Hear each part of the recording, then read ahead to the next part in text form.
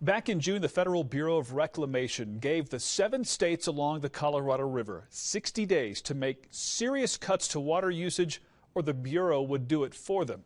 As of today, there is no consensus on how to do that yet, but Senator John Hickenlooper says he is hopeful that it will happen, and he has some ideas on how to help make that happen.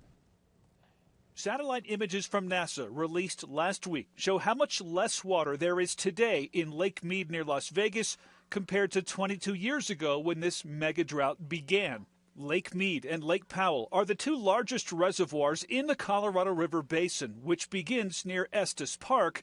And according to one expert who spoke to ABC News last week, it now operates on a deficit when it comes to supply and demand. Right now, those outflows are exceeding the inflows and the lake levels are going down, just like your bank account would decrease. On June 17th, the federal government told the 7 states who use the river to cut 2 to 4 million acre-feet per year. By comparison, the river only produces an average of 12 million acre-feet per year.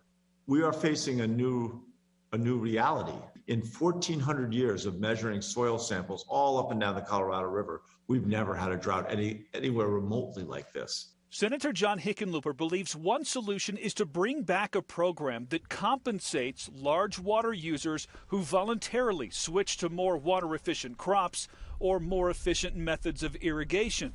In Colorado, 85% of all water goes towards agriculture. Hickenlooper made it clear, however, that the solution can't just fall on farmers and ranchers. Cities must do their part as well. You're asking people to give up something. It's hard to ask people to give up something if there are not other people joining them. In southern Nevada, a new law requires all non-functional grass to be removed by 2026. But Hickenlooper believes that in places like Arizona and Southern California, the conservation efforts are well behind Colorado's efforts. We've made some real progress on that, and it doesn't appear, just based on the consumption numbers, like the lower basin states have been making as great an effort as we have. Still, he hopes that states will come together to achieve a common goal. By cooperating and collaborating and recognizing that we've all got to give a little, we make it so that we get to the least amount of suffering, the least amount of sacrifice for everybody. Even though the federal government has set a deadline of mid-August, Senator Hickenlooper predicts that there will be an extension, so people shouldn't panic that their water supply is about to be cut by up to a third, at least not yet.